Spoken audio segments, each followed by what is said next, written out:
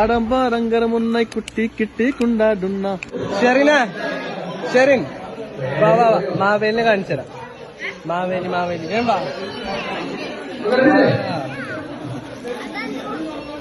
അതെ നമ്മളൊരു പുതിയൊരു മാവേലിനെ കണ്ടിട്ടോ അവിടെ.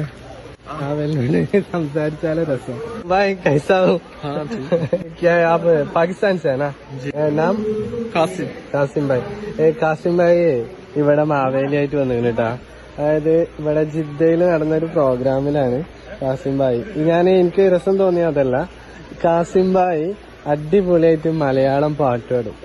അതിലാണ് രസം. മലയാളം പാട്ട് അടിപൊളിയായിട്ട് പാടും മാവേലി.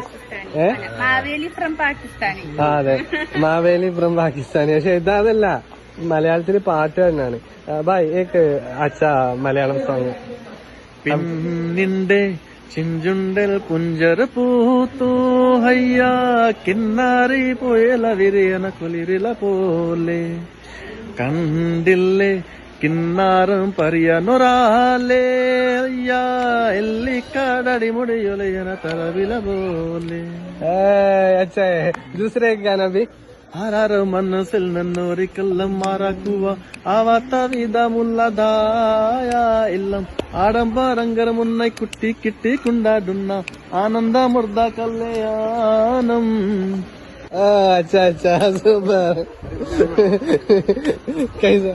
ओके कासिम भाई अच्छा है बहुत अच्छा. किधर से पढ़ा? पढ़ा इधर से ही है. मैं पढ़ा तो मैं पाकिस्तान से है, लेकिन ये जो लैंग्वेज है मलयाली लैंग्वेज है, क्योंकि हर्ष भाई मेरा रूममेट है और हम इकट्ठे काम भी करते हैं. मलयाली के साथ में रहता है. हाँ उसके साथ ही खाना पीना रहना उधर ही सब काम इकट्ठा है हमारा. ये हारिस भाई है मेरे. ഹാരിസ് ഖാനാണ്. ഹാരിസ് ഖാന്റെ കൂടെയാണ് കാസിം ഭായ് താമസിക്കുന്നത്. അങ്ങനെയാണ് മൂപ്പര് മലയാളം പഠിക്കുന്നത്. ഒന്നിച്ചിട്ട് ഒരു കമ്പനിയുടെ ജോലി ചെയ്യുന്നു.